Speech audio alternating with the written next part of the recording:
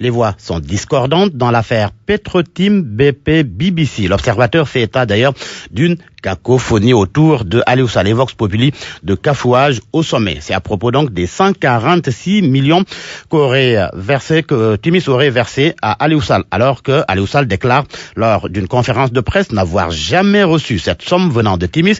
El Hadj Kassé confie sur TV5 que d'après les informations qu'il a, cette somme a été virée dans une société Agritrans d'Aliou Sall pour le paiement d'une mission de consultation dans le secteur agricole. Résultat, l'Obs évoque des contradictions au sein du pouvoir. Et Vox Populi de démenti et confirmation autour des 146 millions.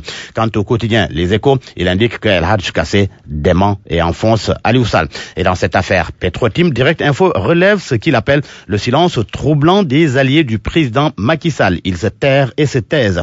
Le journal souligne que l'AFP, le PS, la LD et le PIT, par exemple, brillent par leur mutisme. Selon Direct Info, les alliés semblent dire à l'APR, à nous tous les honneurs et à vous seuls les horreurs. Le patron de l'APR, le chef d'État, est à la une du journal Le Soleil qui indique que Macky Sall exhorte à des postures civiques et républicaines. C'était hier lors de la réunion hebdomadaire du Conseil des ministres. Le président, selon le communiqué, est revenu sur l'impératif du respect des institutions et de la préservation des édifices publics en signalant la récurrence des actes de défiance contre les forces de défense et de sécurité, mais également les comportements répréhensibles contre les bâtiments et édifices publics.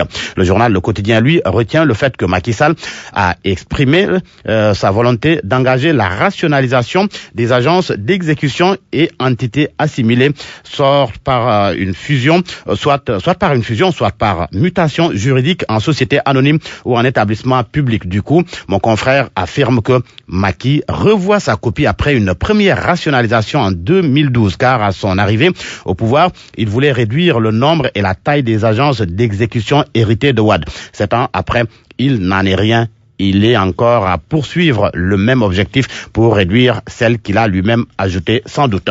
Et cette information qui ne va pas plaire aux consommateurs, selon l'AS, l'on s'achemine vers une flambée du prix de l'essence super et du gasoil. Selon mon confrère, une rencontre avec les différents acteurs du secteur des hydrocarbures et autres consuméristes a été convoquée et devrait se tenir ce 21 juin à cette fin. L'AS explique cela par le fait que, à plus de $63, le prix du baril du pétrole, l'État du Sénégal ne peut plus supporter la subvention qui passe de 54 milliards à 107 milliards pour les pétroliers et 150 milliards de francs CFA à Sénélec.